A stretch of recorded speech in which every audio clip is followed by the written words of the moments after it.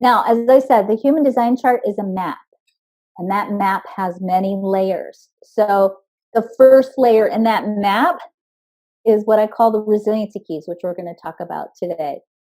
Each one of these layers, by the way, gives you a different set of archetypes to play with. We are always working on an integrated level with all of these archetypes, but when we're trying to get to the root of pain, or when we're trying to find out where exactly is that devil live that keeps kicking my butt every time I up level, we have to look for that devil, or we have to look for that root of pain in all these different layers.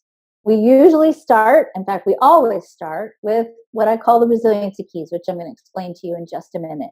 The resiliency keys are 9 core archetypes that are a synthesis of all the archetypes and the human needs in the chart. And those 9 resiliency keys have to be functioning at the highest level possible if you're going to break free from spiral dynamics.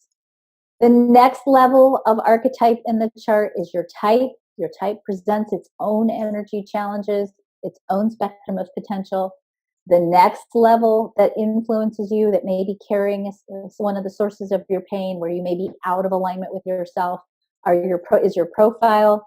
The next one is going to be your centers. I know that a lot of people teach that the open centers are hugely problematic and defined centers are awesome. I'm going to tell you that you can have great and beautiful experiences in your open and your defined centers, or you can have crappy and horrible experiences in your defined centers. So, I mean, it's real, and your open centers. So again, your center's definition, whether it's colored in or white, is still a spectrum of potential, and you can have definition in your centers that can still give you pain if you're not, especially if you're not living true to that energy that you're carrying. The circuits, each in this chart, there's actually circuitry. If you looked at the hardwiring of the electricity in your house, you know that you have circuits in your house, right? You have the stove and the refrigerator and the bathroom lights, right? Those are the things that always blow in my house anyway. You know, the circuits are connected to each other and work together. There are 3 kinds of circuits in the human design chart.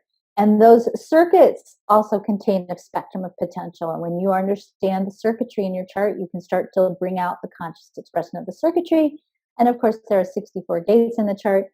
And those can also be usually at the root of the root of the root of pain. So when we look at the chart and we're looking at where is the pain, we're usually starting first with what's resiliency keys is being a problem, what's going on with your type, your profile, your centers, your circuits, and your gates. And I'm not going to get into this at all because it's pretty complex, in-depth analysis of a chart, but certainly any of my quantum alignment practitioners have been well trained in knowing how to look at the chart and to help you find the emotional archetype-based source of any pain you might have in your life based on what's going on in your chart.